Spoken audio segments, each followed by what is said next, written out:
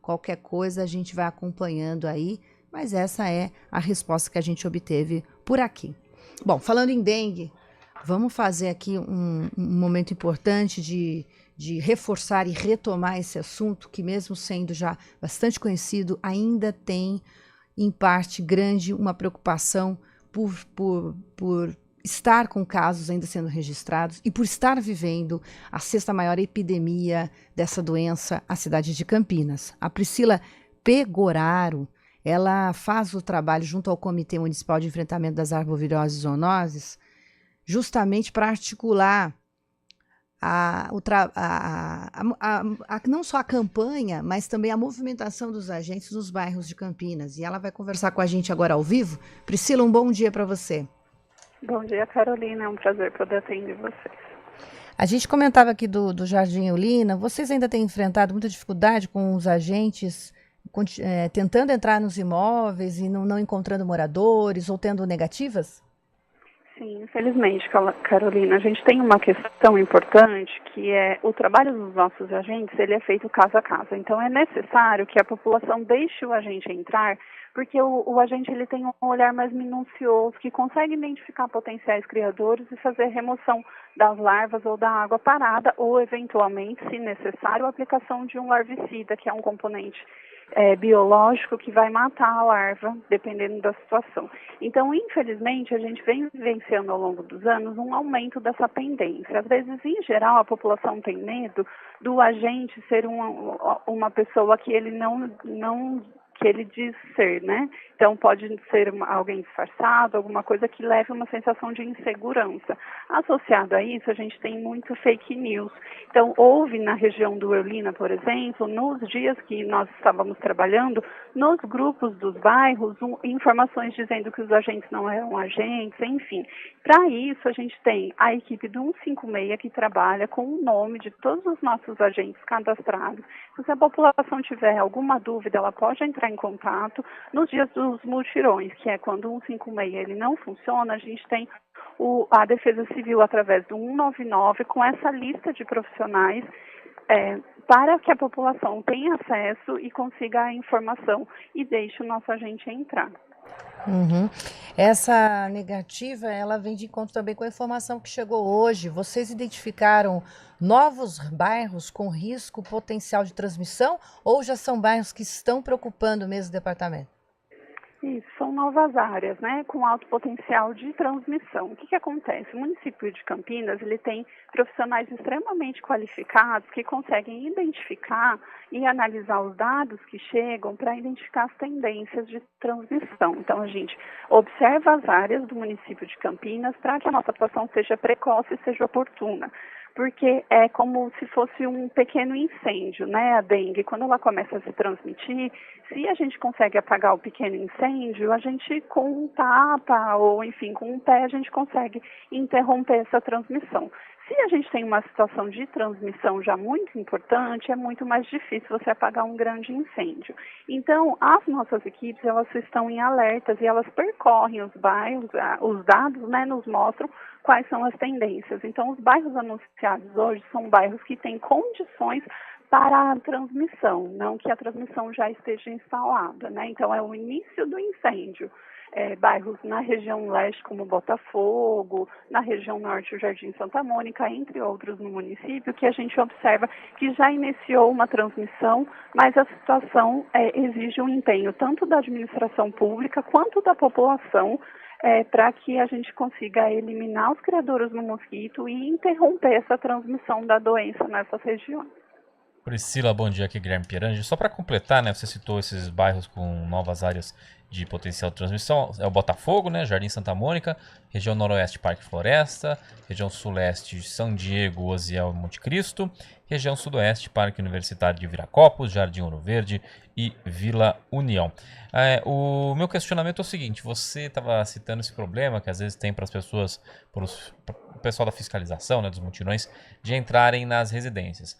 Mas e se há aquela residência fechada, que o pessoal está vendo água parada, uma piscina talvez há muito tempo ali, que ninguém faz algum tipo de manutenção, existe algum tipo de medida que vocês possam tomar até na justiça para ter autorização para entrar em determinados imóveis? E isso vem sendo utilizado em determinados casos? Sim, existe sim, Guilherme. Para as casas que elas são, as medidas tomadas pela administração pública, elas são proporcionais. Então, a princípio, a gente tenta encontrar o proprietário, faz o agendamento de uma vistoria com esse proprietário para adentrar o imóvel. Em situação em que o problema é recorrente, a gente não consegue essa questão, a gente tem uma liminar, né, uma liminar que ela funciona desde 2014, que para imóveis inabitáveis, ou seja, que pessoas não moram no lugar, existe a possibilidade da gente entrar com essa medida judicial, né? Então, a gente faz uso da medida judicial, consegue garantir todas as questões de segurança de entrada do imóvel e fica sob responsabilidade da administração abrir e fechar o imóvel, devolvendo ele nas condições que foi encontrada. E a gente faz a ação da intervenção dentro do domicílio para a remoção dos criadores.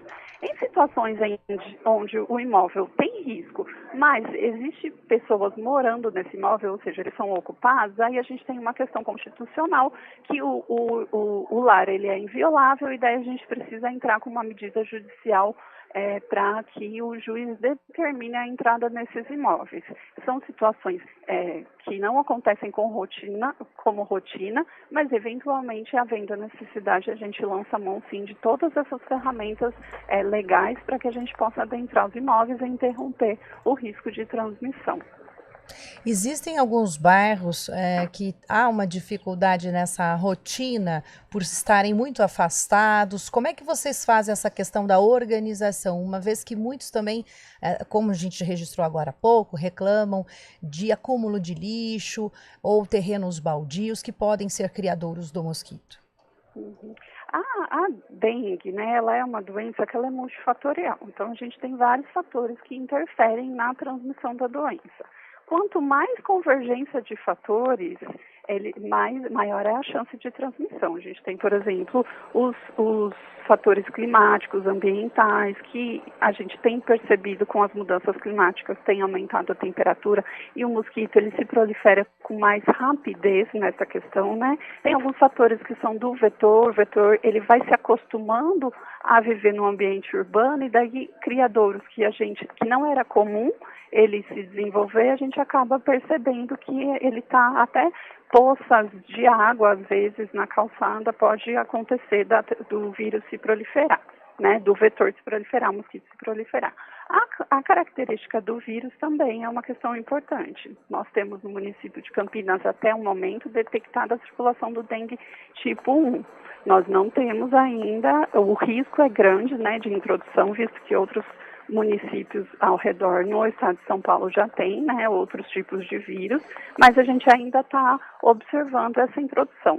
Mas a questão mais importante que a gente consegue mudar é no hábito da população, que vem de encontro com isso que você está falando, Carolina, porque como a população, ela cuida do seu quintal, ela cuida do seu ambiente, né, da sociedade, vai fazer com que a gente aumente o risco de transmissão da doença. Então, as pessoas terem consciência da destinação adequada do lixo dela, né, então, coletar o lixo, acondicionar de maneira adequada, para que esse lixo seja removido e destinado no local adequado, vai fazer muita diferença na questão da transmissão.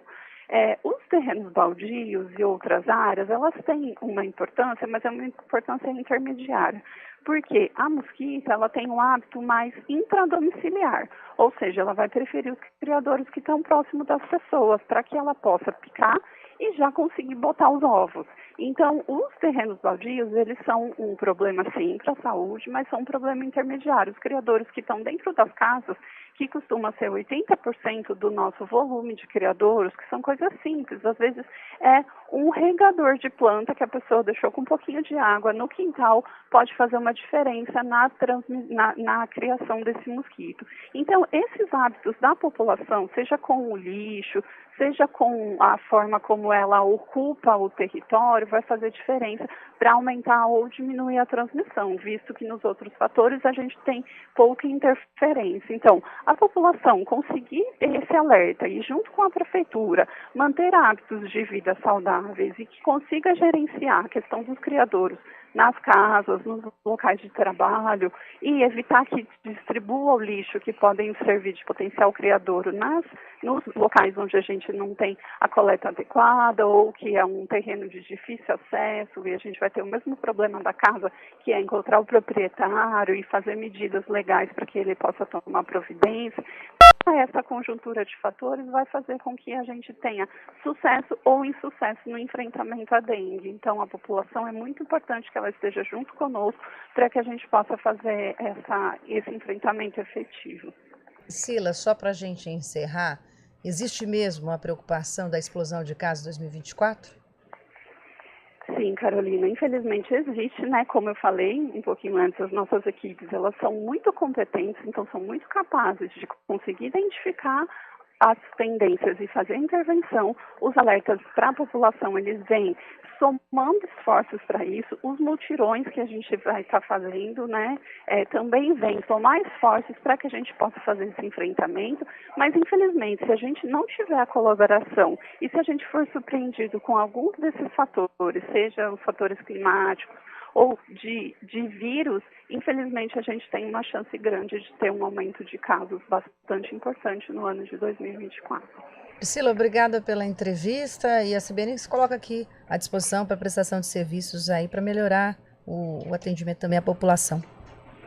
Maravilha, muito obrigada, Carolina e Guilherme, bom dia. Bom dia. Bom dia. Priscila Pegoraro, ela articula o Comitê Municipal de Enfrentamento das Arboviroses e Zoonoses pela Prefeitura de Campinas. CBN, tempo e temperatura.